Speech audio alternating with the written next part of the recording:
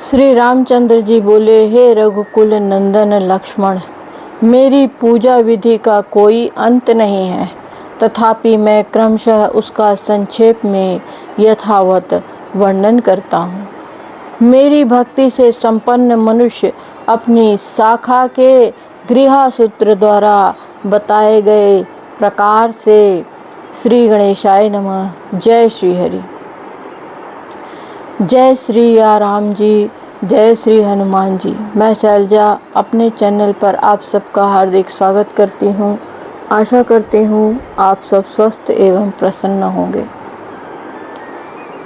महर्षि वेद व्यास द्वारा रचित अध्यात्म रामायण के किष्किंधा कांड के चतुर्थ सर्ग की कथा है।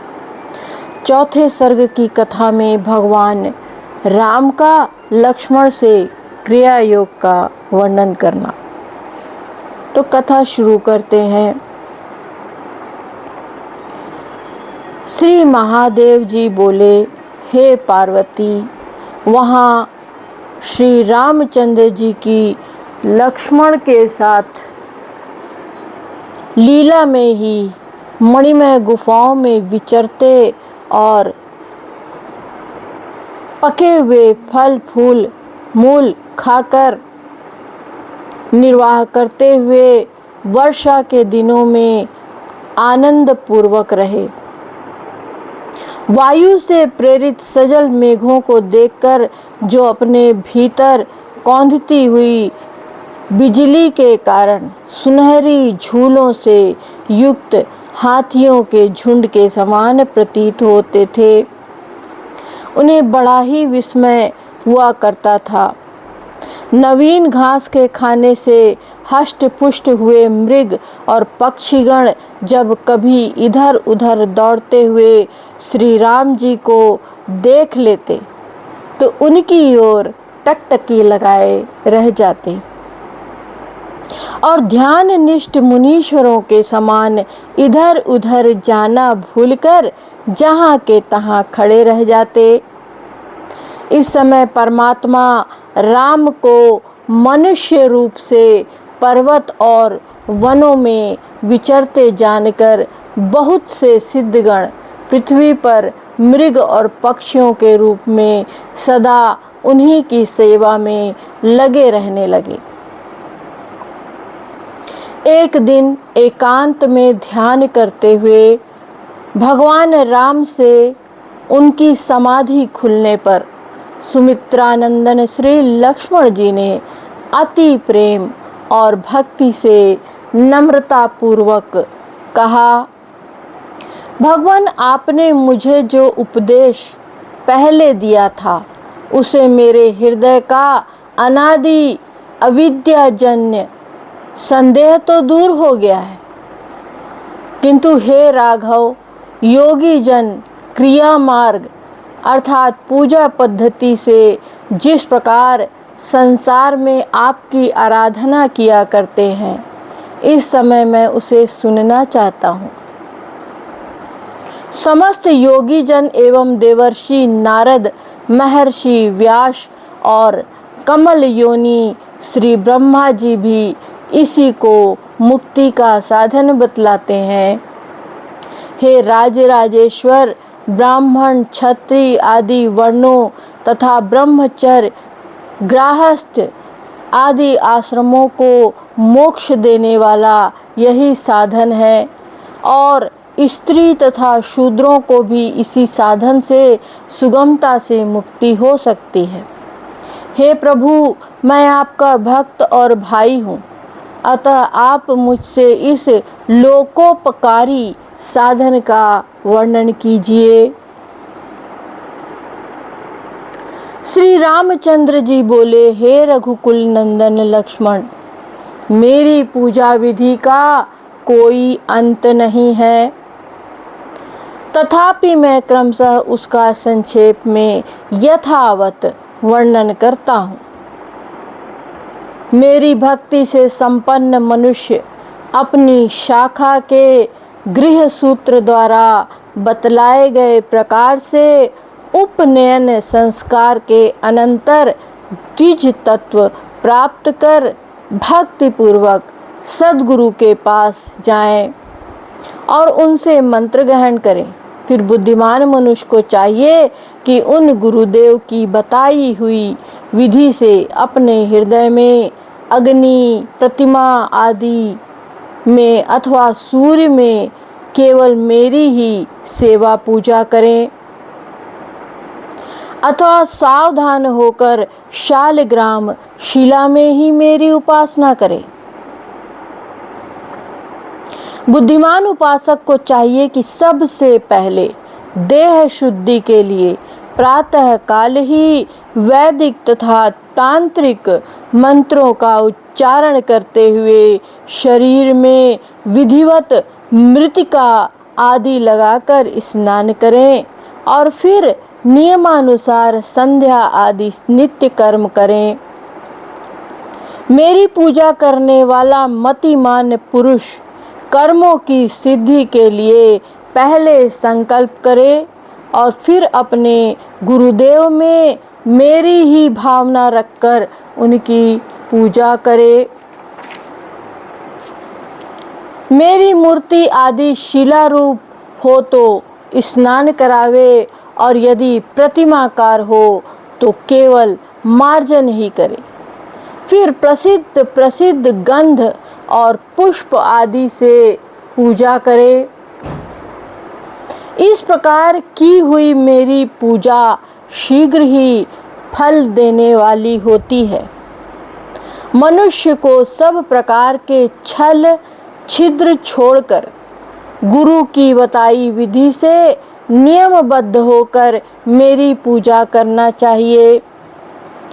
हे रघुकुल नंदन, प्रतिमा आदि का श्रृंगार करना मुझे अत्यंत प्रिय है। यदि अग्नि में पूजा करनी हो तो आहुति द्वारा करें और यदि सूर्य में करनी हो तो वेदी में सूर्य का आकार बनाकर करें। भक्त के द्वारा श्रद्धा पूर्वक निवेदन किया हुआ जल भी मेरी प्रसन्नता का कारण होता है।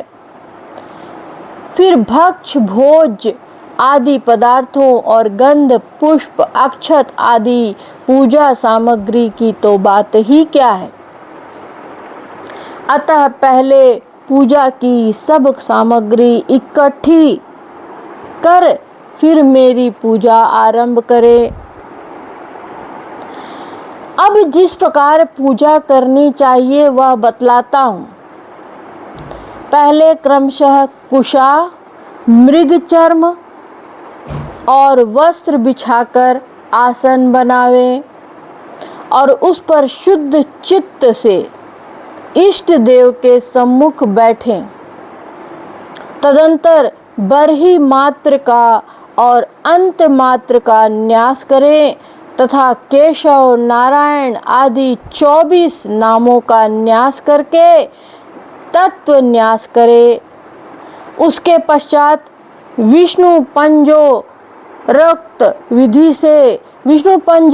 विधि से मेरी मूर्ति में पंजर न्यास तथा मंत्र न्यास करें। मेरी प्रतिमा आदि में भी निरालस्य भाव से उसी प्रकार न्यास करना चाहिए तथा अपने सामने बाईं ओर कलश और दाईं ओर पुष्प आदि सामग्री रखें। उसी तरह अर्घ्य, पाद्य, मधुपर्क और आचमन के लिए 4 पात्र रखें। तत्पश्चात अपने सूर्य के समान तेजस्वी हृदय कमल में जीव नामनी मेरी कला का ध्यान करें और हे शत्रु दमन अपने संपूर्ण शरीर को उससे व्याप्त देखें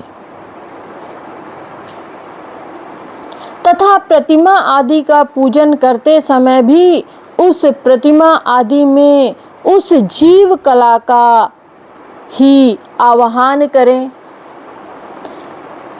पाद्य, अर्घ्य, आचमन, स्नान, वस्त्र, आभूषण आदि से अथवा जो कुछ सामग्री मिल सके उसी से निष्कपट होकर मेरी पूजा करें। यदि धनवान हो तो नित्य प्रति कर्पूर, कुमकुम, अगरू, चंदन और अत्युत्तम सुगंधित पुष्पों से मंत्रोच्चारण करता हुआ मेरी पूजा करे तथा निराजन 5 बत्तियों की आरती, धूप बत्ती और नाना प्रकार के नैवेद्यों द्वारा वेदोक्त दशावरण पूजा विधि से मेरा अर्चन करे। नित्य प्रति अति श्रद्धा के साथ सब पदार्थ निवेदन करें, क्योंकि मैं परमात्मा श्रद्धा का ही भूखा हूँ। मंत्र विधि को जानने वाला उपासक पूजा के अनंतर विधि पूर्वक हवन करे। शास्त्र विधि के जानने वाले बुद्धिमान पुरुष को उचित है कि अगस्त्य मुनि की बताई हुई विधि से कुंड बनाकर उसमें गुरु के दिए हुए मूल मंत्र से अथवा पुरुष सूक्त के मंत्रों से आहुति छोड़े अथवा अग्निहोत्र की अग्नि में ही चरु तथा हवि से हवन करे। हवन करते समय बुद्धिमान याजक होमाग्नि में तपाए हुए सुवर्ण की सी कांति वाले सर्वालंकार विभूषित भगवान यज्ञ पुरुष के रूप में परमात्मा का सदा ध्यान करे। फिर मेरे पार्षदों के लिए बलि लेकर होम समाप्त कर दे। तदंतर मौन होकर मेरा ध्यान और स्मरण करता हुआ जप करे। फिर प्रीतिपूर्वक तांबूल और मुखवास लेकर मेरे लिए नित्य गान और स्तुति पाठ आदि करावे। हृदय में मेरी मनोहर मूर्ति को धारण कर पृथ्वी पर लौटकर साष्टांग दंडवत करे। मेरे लिए दिए हुए भावनामय प्रसाद को यह भगवत प्रसाद है ऐसी भावना से सिर पर रखे और भक्ति भाव से विभोर हो मेरे चरणों को अपने मस्तक पर रखकर और हे प्रभु इस भयंकर संसार से मुझे बचाओ ऐसा कहकर मुझे प्रणाम करे। उसके बाद बुद्धिमान उपासक को चाहिए कि प्रतिमा में आवाहन की गई जीव कला को वह मुझ ही में प्रवेश कर गई हो ऐसी भावना करते हुए विसर्जन करे। जो पुरुष उपर्युक्त प्रकार से मेरी विधि पूर्वक पूजा करता है वह मेरी कृपा से इहलोक और परलोक दोनों जगह सिद्धि प्राप्त करता है।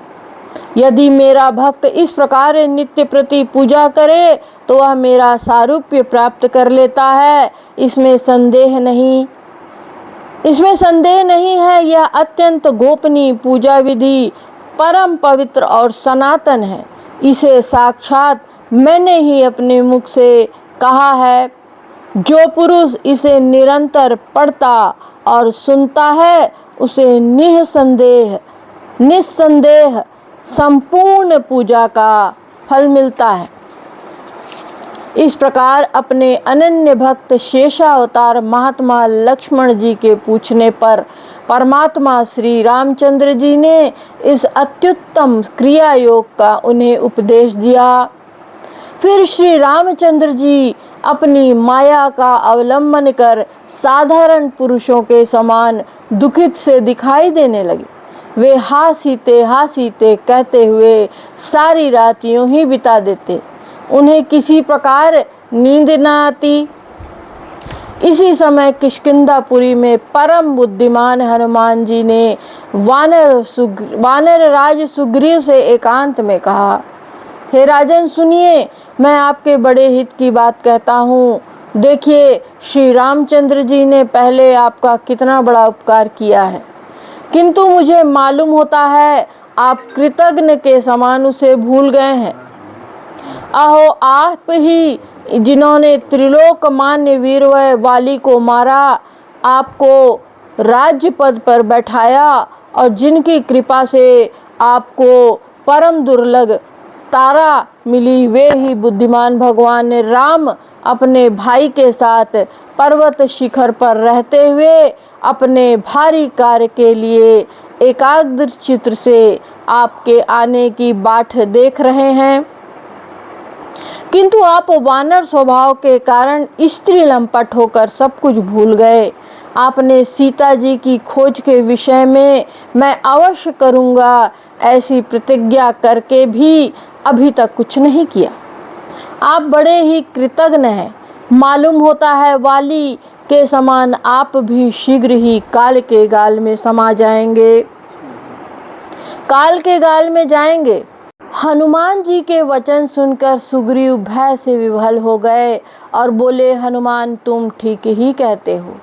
अब तुम मेरी आज्ञा से शीघ्र ही 10 दिशाओं में बड़े शीघ्रगामी 10 सहस्त्र वानर भेजो। वे 7 द्वीपों में रहने वाले संपूर्ण वानरों को यहाँ ले आवे। जितने मुख्य मुख्य वानर हैं वे सब यहाँ एक पक्ष के भीतर आ जाए। जो कोई एक पक्ष तक यहाँ न आएगा वह निसंदेह मेरे हाथों मारा जाएगा। हनुमान जी को इस प्रकार आज्ञा देकर सुग्रीव फिर अपने घर चले गए। सुग्रीव की आज्ञा पर परम बुद्धिमान मंत्री प्रवर श्री हनुमान जी तत्काल ही बहुत से वानर 10 दिशाओं में भेज दिए,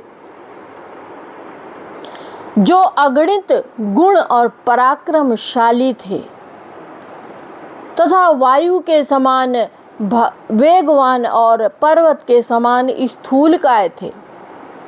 उन मुख्य मुख्य वानर दूतों को राम कार्य के लिए अति उतावले पवन नंदन श्री हनुमान जी ने दान मान से संतुष्ट कर सब ओर भेज दिया। पंचम सर्ग में आगे की कथा है भगवान राम का शोक और लक्ष्मण जी का किष्किंधापुरी में जाना।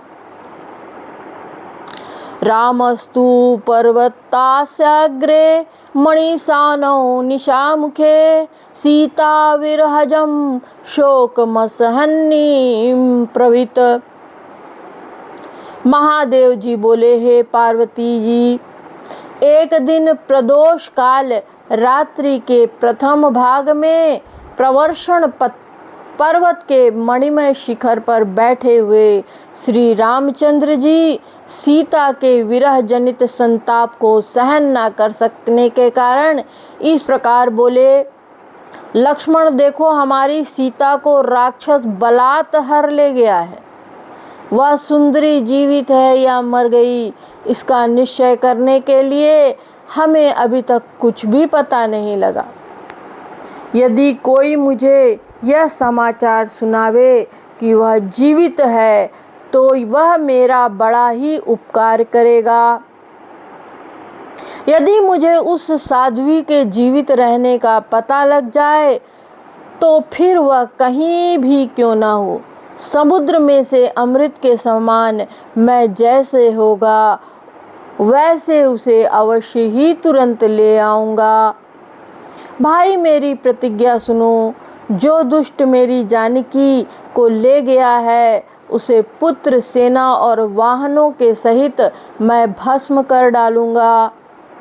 हे चंद्रवदने सीते, मुझे न देखने से अत्यंत दुखातुर होकर राक्षस के घर में रहती हुई तुम किस प्रकार प्राण धारण करोगी।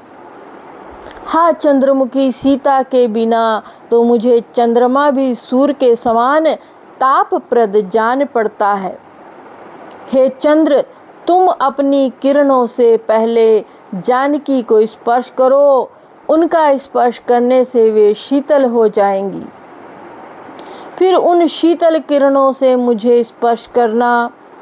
हाय सुग्रीव भी कैसा निर्दयी हो गया है, जो मुझ दुखिया की ओर नहीं झांकता। अहो निष्कंटक राज्य पाकर मद्यपान में आसक्त हुआ वह काम किंकर स्त्रियों से घिरा एकांत में पड़ा रहता है। इससे वह स्पष्ट ही बड़ा कृतघ्न दिख पड़ता है। शरद ऋतु का आगमन देख कर भी वह प्राण प्रिया सीता की खोज कराने के लिए नहीं आया। मैंने उसका पहले उपकार किया है, तथापि वह दुष्ट कृतघ्न होकर मुझे भूल गया। जिस प्रकार मुझे सीता को हर ले जाने वाला का नाश करना है, उसी प्रकार मैं सुग्रीव को भी उसके नगर और बंधु बांधवों के सहित मार डालूंगा। जैसे बाली मेरे हाथों से मारा गया, वैसे ही आज सुग्रीव भी मारा जाएगा। इस प्रकार रघुनाथ जी को क्रुद्ध देखकर लक्ष्मण जी बोले, हे राम, आप मुझे आज्ञा दीजिए, मैं अभी जाकर दुष्ट चित्त सुग्रीव को मारकर आपके पास लौट आता हूँ। ऐसा कह हाथ में धनुष और तरकश लेकर लक्ष्मण जी को अपने आप ही जाने के लिए उद्यत देख श्री रामचंद्र जी बोले, वत्स सुग्रीव मेरा प्यारा मित्र है, तुम उसे मारना मत। केवल यह कहकर कि तू बाली के समान मारा जाएगा, उसे डराना और फिर शीघ्र ही उसका उत्तर लेकर आ जाना। उस समय जो कुछ करना होगा मैं अवश्य ही करूँगा। तब महापराक्रमी लक्ष्मण जी बहुत अच्छा कह तुरंत ही किष्किंधापुरी में आए। उस समय उन्होंने क्रोध से ऐसा उग्र रूप धारण किया था, मानो संपूर्ण वानरों को भस्म कर डालेंगे। श्री रघुनाथ जी सर्वज्ञ और ज्ञान स्वरूप हैं। श्री लक्ष्मण जी सर्वदा उनकी सेवा में लगे रहते हैं। श्री लक्ष्मी जी सर्वदा उनकी सेवा में लगी रहती हैं, तथापि साधारण स्त्री के वियोग से शोक करते हुए प्राकृत मनुष्य पुरुष के समान वे सीता जी के शोक में विभल हो रहे हैं। वे प्रभु बुद्धि आदि के साक्षी, माया के कार्यों से परे और राग द्वेष आदि विकारों से रहित हैं। फिर इन विकारों का कार्य रूप शोक उन्हें कैसे हो सकता है? उन्होंने तो ब्रह्मा जी की वाणी सत्य करने और महाराज दशरथ को उनकी तपस्या का फल देने के लिए ही मनुष्य रूप से अवतार लिया है। तपसा फलदानात् जातो मानुष वेश धृक मायवा मोहिताः सर्वे जना अज्ञान संयुक्ताः। सब लोग माया से मोहित होकर अज्ञान के वशीभूत हो गए हैं। उनसे इनका किस प्रकार छुटकारा हो, यह सोचकर भगवान विष्णु अपनी सकल लोकमला पहारणी रामायण नाम की कथा का लोक में विस्तार करने के लिए राम रूप होकर मनुष्य के समान अनेकों लीलाएं करते हुए व्यवहार की सिद्धि के लिए समयानुकूल क्रोध, मोह और काम आदि विकारों को स्वीकार करके विकारों के वशीभूत हुई प्रजा को अपनी लीला से मोहित कर रहे हैं। किंतु संपूर्ण गुणों में अनुरुक्त से दिखलाई देते हुए भी वे वास्तव में उन सब से रहित हैं। वे विज्ञान स्वरूप हैं। विज्ञान ही उनकी शक्ति और एकमात्र साक्षी और गुणातीत है। इसलिए वे आकाश के समान काम आदि मनोविकारों से सर्वदा अलिप्त हैं। उनके वास्तविक स्वरूप को कोई मुनिजन, जनकादि राजर्षिगण और तथा उनके विशुद्ध चित्त भक्त जन ही सदा ठीक ठीक जान पाते हैं। वे अजन्मा भगवान भक्त की भावना के अनुसार अवतार लेते हैं। इधर लक्ष्मण जी ने किष्किंधापुरी के पास पहुंचकर संपूर्ण वानरों को भयभीत करते हुए अपने धनुष की प्रत्यंचा का बड़ा भयंकर टंकार किया। उस समय नगर के परकोटे पर चढ़े हुए कुछ साधारण वानर लक्ष्मण जी को देखकर अपने हाथों में पत्थर और वृक्ष आदि लेकर किलकारी मारने लगे। उन वानरों को देखकर वीरवर लक्ष्मण के नेत्र क्रोध से लाल हो गए और वे धनुष चढ़ाकर उनका मूलोच्छेद करने के लिए तत्पर हुए। तब लक्ष्मण जी को वहां आए जानकर वहां मंत्रीवर अंगद जी तुरंत ही उछल कर आए और उन्होंने सब वानरों को रोककर उनके पास जाकर दंडवत प्रणाम किया। तदंतर प्रियवर्धन श्री लक्ष्मण जी ने अंगद को हृदय से लगाकर कहा, वत्स तुम अभी जाकर अपने काका सुग्रीव को सूचना दो कि श्री रघुनाथ जी तुमसे अत्यंत क्रुद्ध हैं और उनकी प्रेरणा से मैं यहाँ आया हूँ। यह सुनकर अंगद ने बहुत अच्छा कहा तुरंत ही सारा समाचार सुग्रीव को जा सुनाया और बोला कि लक्ष्मण जी क्रुद्ध से नेत्र लाल किए हुए बाहर नगर के द्वार पर खड़े हैं। यह सुनकर वानर राज सुग्रीव को बड़ा ही भय हुआ। उन्होंने मंत्री प्रवर हनुमान जी को बुलाकर कहा, तुम अंगद के साथ तुरंत ही लक्ष्मण जी के पास जाओ और उन क्रोधित हुए वीरवर को धीरे धीरे अति विनय पूर्वक शांत कर आदर पूर्वक अपने यहाँ ले आओ। इस प्रकार हनुमान जी को भेजकर कपिराज सुग्रीव ने तारा से कहा, हे अनघे तुम आगे जाकर अपनी मधुर वाणी से वीरवर लक्ष्मण को शांत करो। जब वे शांत हो जाएं तब उन्हें अंतःपुर में लाकर मुझे मिलाओ। यह सुनकर तारा बहुत अच्छा का बीच की ड्योढ़ी में आ गई। इधर अंगद के सहित हनुमान जी लक्ष्मण के पास आए और उन्हें सिर नवाकर भक्ति पूर्वक स्वागत करते हुए बोले, हे महाभाग वीरवर निशंक होकर आइए। यह घर आप ही का है। इसमें पधारकर राज महर्षियों से और महाराज सुग्रीव से मिलिए। फिर आपकी जो आज्ञा होगी हम वही करेंगे। ऐसा कह पवन नंदन हनुमान जी भक्ति पूर्वक लक्ष्मण जी का हाथ पकड़कर उन्हें नगर के बीच से होकर राज मंदिर को ले चले।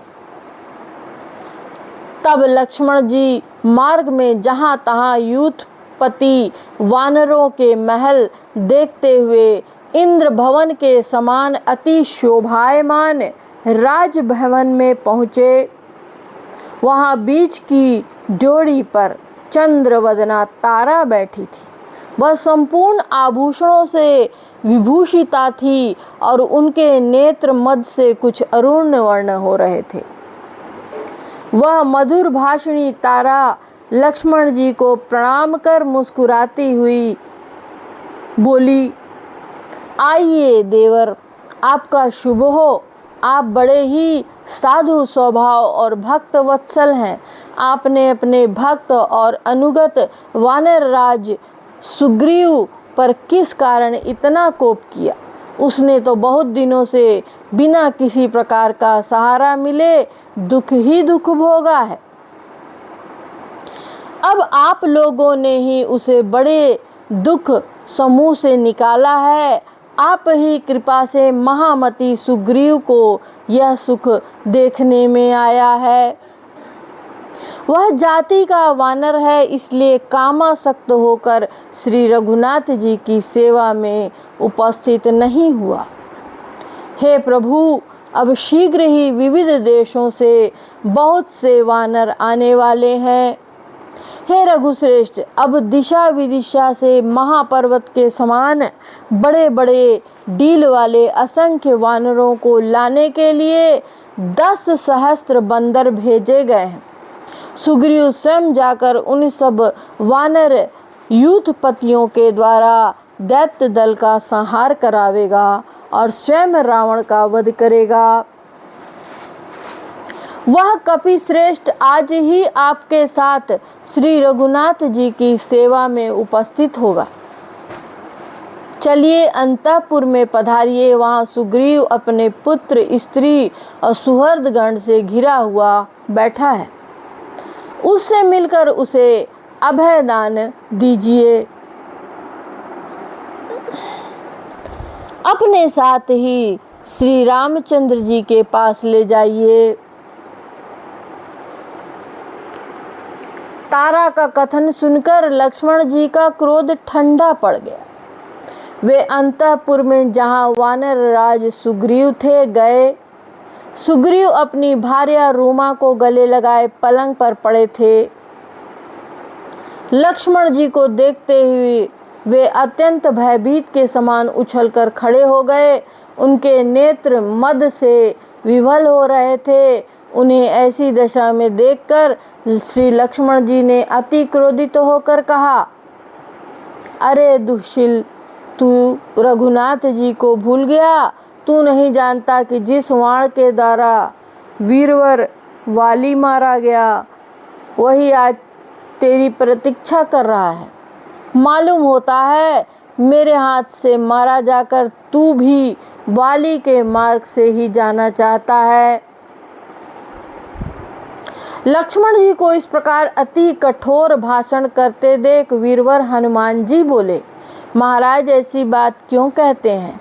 ये वानर राज श्री रामचंद्र जी के आपसे भी अधिक भक्त हैं। भगवान राम के कार्य के लिए ये दिन रात जागते रहते हैं। ये उसे भूल नहीं गए हैं। प्रभु देखिए, ये करोड़ों वानर इसलिए सब ओर से आ रहे हैं।